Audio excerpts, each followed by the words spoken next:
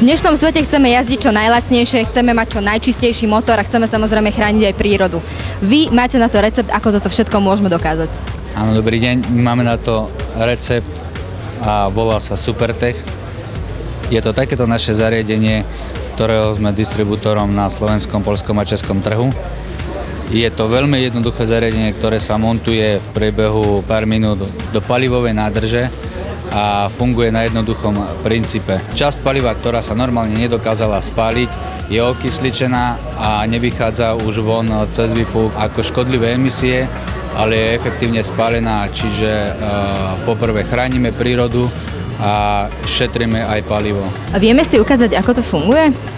Áno, čiže pôsobením Supertechu v nádrži sa vytvára to elektromagnetické pole, následkom čoho dochádza k reakcii, že sa štiepia molekuly uhľovodíka, čiže spotrebujeme a spálime aj časť paliva, ktorá sa normálne v aute nedokázala spáliť. Týmto prichádzame k úspore paliva až o 12% a k zníženiu škodlivých emisí až o 80%.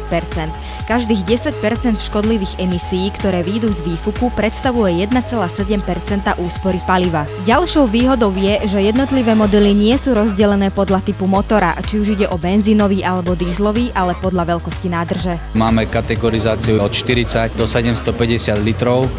Výhoda je v tom, že kedykoľvek to môžeme rozobrať, preložiť z jedného auta do druhého, tá montáž je naozaj 20-25 minút. Môžeme to prehodiť z benzínu do diesla a naopak. A tá životnosť výrobku teoreticky by mala byť neobmedzená, pretože tých 15 rokov, čo sa testuje, zatiaľ nebol ešte ani jeden pokazený, ani jeden vadný výrobok. Do ktorých kategórií aut sa to dá namontovať? Supertech sa dá namontovať úplne do každej kategórie motorového vozidla, respektíve do všetkých motorov.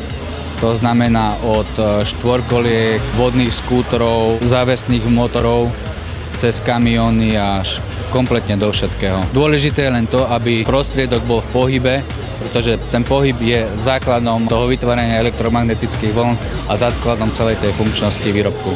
Že ono sa to dá namontovať prakticky do všetkého, čo má nejakú nádrž a ide to na palivo. Úplne do všetkého. Zariadenie pritom nemá nežiaduci vplyv na fungovanie motora alebo inú činnosť vozidla. O tom, aká je táto montáž jednoduchá, sa môžete presvedčiť v nasledujúcich záberoch.